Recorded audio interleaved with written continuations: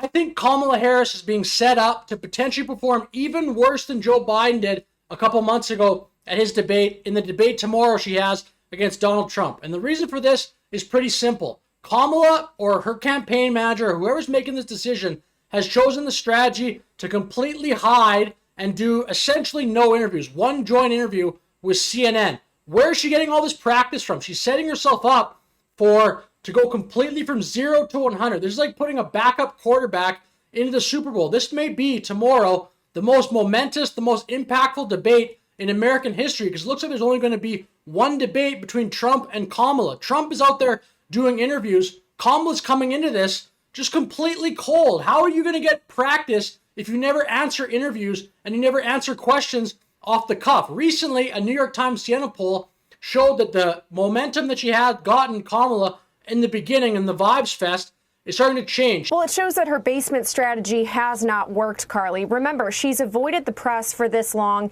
in the hopes of avoiding tough questions about her past record. She doesn't want to have to explain her policy flip-flops.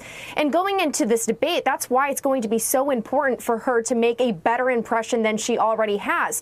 So she's actually raised the stakes for herself by hiding from the press and by hiding from the public. But how is Kamala Harris supposed to feel confident heading into the debate tomorrow? Whether it's her decision, someone in the campaign maybe someone just in the Democratic Party in general, making the call not to do any press and just kind of hope that they can win on vibes and by running ads.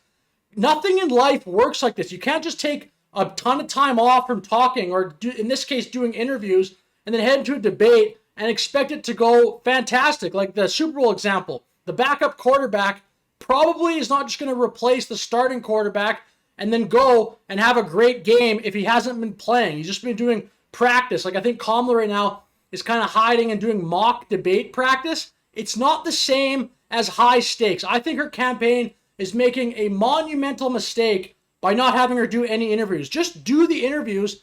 Say Kamala up to this point has done 10 interviews. Maybe 3 of them were stinkers and they weren't very good. People will get over that. It doesn't, like, yes, you'll cherry pick, but there'll be a whole bunch of other good answers that she has given throughout those 10 interviews that people on her side can blast out to the public. By the fact that she's done none, all people can go on is some of her old interviews. People have been pulling up old interviews of her doing poorly and blasting that out. I don't imagine this is helping her psyche if you see some of this stuff online. Who are able to see what can be unburdened by what has been. Remember Venn diagrams, those 3 circles? Right. And then let's just see where they overlap. You will not be surprised because I have constructed a Venn diagram on this. Remember those 3 circles, how they overlap? I love Venn diagrams. So I just do. Whenever you're dealing with conflict, pull out a Venn diagram, right? And so, the 3 circles.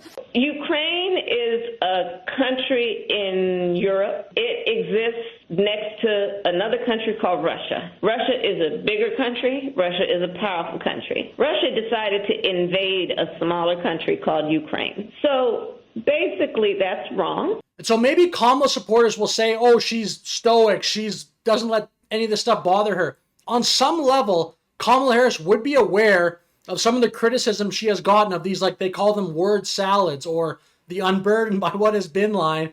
I just think Kamala is going to go into this debate under a ton of pressure. And I think a lot of that pressure could have been alleviated by her team or her or whoever's making the decision by just doing a bunch of interviews leading up to this. Get some of those initial gaffes out of the way. Who cares? Everybody has gaffes. Like, again, if she did 10 interviews and there were 5 gaffes in there, that's fine. Most people really, yes, the hardcore right-wing MAGA people will make fun of her, but to the independent voter, people aren't perfect. Watch Donald Trump's speeches. He makes a gaffe every single one. Lots of times he'll make a gaffe and then just turn it into a joke. It's not a big deal. And obviously he pays no political price really for a lot of these gaffes because he keeps going up in the polls. And as it stands right now, he's actually the slight favorite, albeit in betting markets. So anyway, that's my point of the video. I think the Kamala's campaign strategy right now is terrible. And this is like a make or break moment for Kamala tomorrow. So, I mean, she's putting a lot of her chips are in the middle here about how this debate's going to go tomorrow. Maybe it'll go great and it'll pay off. But to me, it seems like a bit of an unnecessary risk, a bit of a all-in strategy. I don't know. We'll see what happens. But with that said, thank you for watching this video. If you agree or if you disagree, let me know in the comments. If say you're a Kamala supporter and you totally disagree with this, let me know why in the comments. That'd be great to read some of those. But either way, thank you for watching. Have a good day.